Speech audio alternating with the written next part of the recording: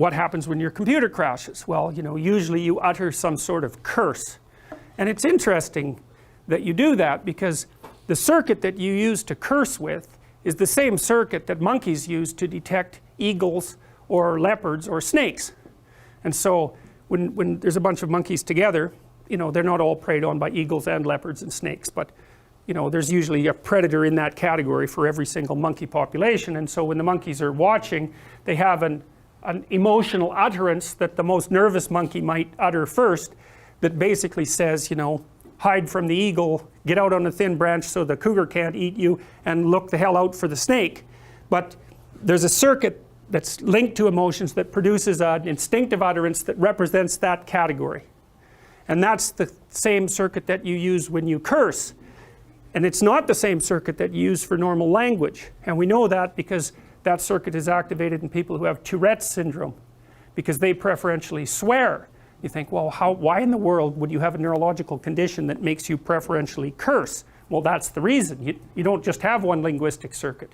You have one for, oh my God, there's a predator. And that's the one that will get activated when something happens like your computer crashing. Because, you know, you're an evolved creature, and so those old circuits that were there, say, 30 million years ago to deal with exceptions are the same circuits you're using now to deal with your computer. Why else would you want to hit it? Right? Because that's what you want to give it, a whack. It's like, it doesn't behave, whack. Aggression right away. Well, that's some clue as to the category system that you're automatically using to encapsulate the event.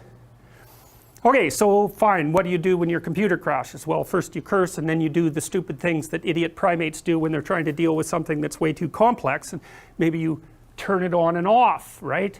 And that doesn't work, it didn't work. And so then I thought, well, maybe the power bar went, so I checked the power bar, and I turned it on and off and nothing happened. And so I brought a light behind the computer, the light wouldn't go on. And so I thought, aha, I must have blown a fuse. So I went to the fuse box and took a look, but the fuses were fine. And so I thought, oh, the power's gone out. So then I went outside and the power was out. None of the street lights were working. The power was out everywhere. And it was seriously out, because this was the time that almost the entire northeast power grid in Quebec collapsed. And the reason it collapsed is because there was a solar flare. That happens reasonably often, and the solar flare produced a huge electromagnetic pulse, because it's basically like a million hydrogen bombs going off at the same time, 93 million miles away, produces this tremendous electromagnetic pulse, passes through the Earth's atmosphere, produces a spike in current in the main power lines, and blows the whole system. And so, just so you know, an event like that happens about every 150 years, and if we had one now, it would take out all of our electronics, like one of the big ones. There was a big one back in the late 1800s. Everything, satellites, computers, cars, everything, gone. And so that's a big problem, and no one knows what to do about it. One missed us by about 9 minutes, I think 2 years ago. So that's something else to worry about if you're inclined to worry about those sorts of things. Okay, so what did I conclude from that? Well, the function of my computer was dependent on the stability of the sun. It's not the first thing you check out when your computer crashes, right? You don't run out and go, hey, well, yeah, the sun's still there, no problem, I can cross that off the list. But to me, it's an extraordinarily interesting example of the invisible interdependence of things, and our tendency to fragment things. What we seem to do is to look at things at the simplest level of analysis that actually functions.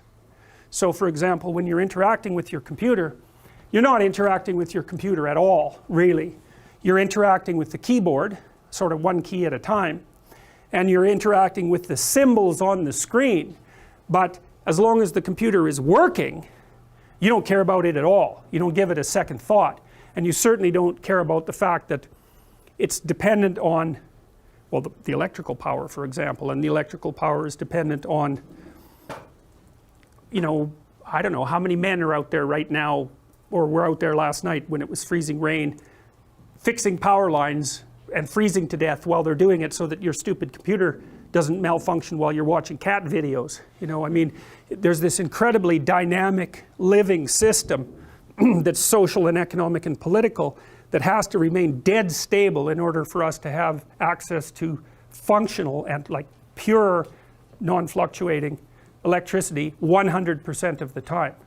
Because you also don't think, well, the stability of your computer is dependent on the stability of the political system, but of course it is, because if the political system mucks up and the economic system goes, then people don't go out and work to fix things, and things are breaking all the time. That's their normal state, is broken, not working. And so, and that's all in some sense folded up, not only inside your computer, but actually inside your conceptions of your tiny conceptions of the computer while you're using it. And you only get a glimpse of what the computer is really like when it doesn't work. Then it's when it becomes a complex object, right? As long as it's working, then your stupid perceptions are perfectly fine to get the job done.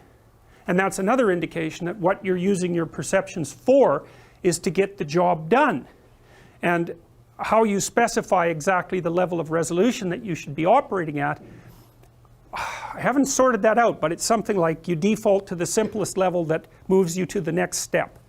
You know, so for example, and generally that is what you should do. If you're having an argument with someone that you have a long-term relationship with, you can start by arguing about what the little argument is about, or you can immediately cascade into whether or not you should have a relationship with this person at all, or even into whether or not you should even bother with relationships. Which is, you know, every time there's an argument, that question is a reasonable question to have emerge, or at least it's in the realm of potential reasonable questions, but it doesn't seem useful to jump to the most catastrophic possible explanation every time some minor thing goes wrong. That's what happens to people who have an anxiety disorder. And that's what happens to people who are depressed, right? They can't bind the anomaly. And so what happens is it tends to propagate up the entire system until it takes out their highest order conceptualizations.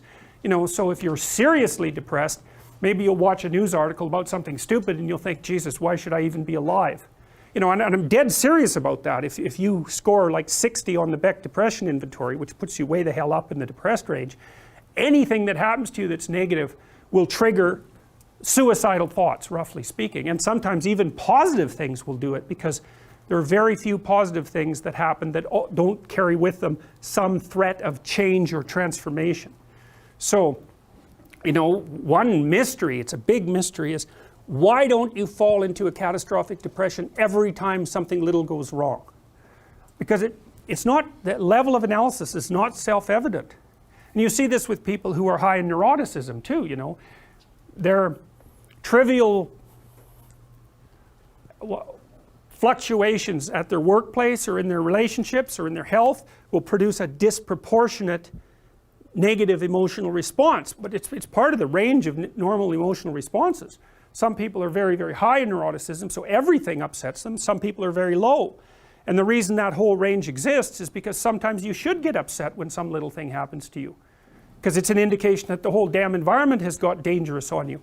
And sometimes you should just brush it off because, you know, its net consequence is low. But how do you calculate that? Very, very difficult.